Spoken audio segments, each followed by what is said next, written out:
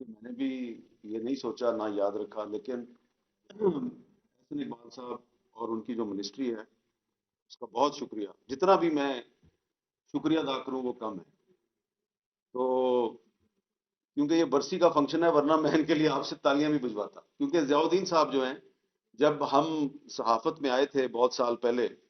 تو جو لوگ جن کو ہم سمجھتے تھے نا کہ یار یہ ہمارا رول ماڈل ہے یا ہمیں اس جیسا بننا چاہیے، ان میں ایک ضیاء الدین صاحب بھی تھے۔ وہ کوئی بہت زیادہ اپنی ہائی پروفائل نہیں رکھتے تھے، بڑی وہ لو پروفائل میں رہتے تھے، لیکن ہم ان کی جو خبریں پڑھتے تھے، جیسا کہ بتایا گیا آپ کو، ان کو یہ اعزاز حاصل ہے کہ وہ پاکستان کے جو تین بڑے انگریزی اخبارات ہیں، ڈان، دی نیوز اور ایکسپریس ٹریبیون، تینوں کے ساتھ ایڈیٹر کی حیثیت سے وہ بستا رہے، اور ان تینوں کے ساتھ کم از کم دو کے ساتھ انہوں نے رپورٹر کی حیثیت میں بھی کام کیا۔ بیورو چیف تھے پہلے وہ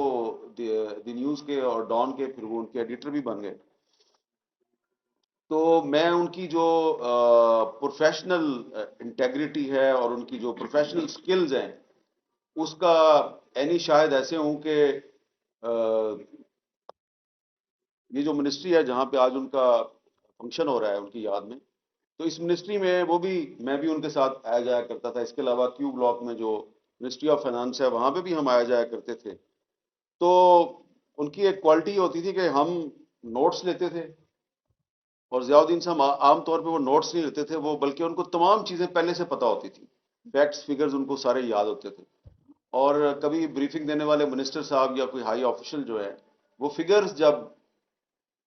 آپ کو پتہ ہے نا، ہم کہتے ہیں جگلری آف فگرز، اعداد و شمار کی ہیرا پھیری، تو اس طرح ہوتا تھا، کئی دفعہ ہوا، تو ضیاء الدین صاحب پکڑ لیتے تھے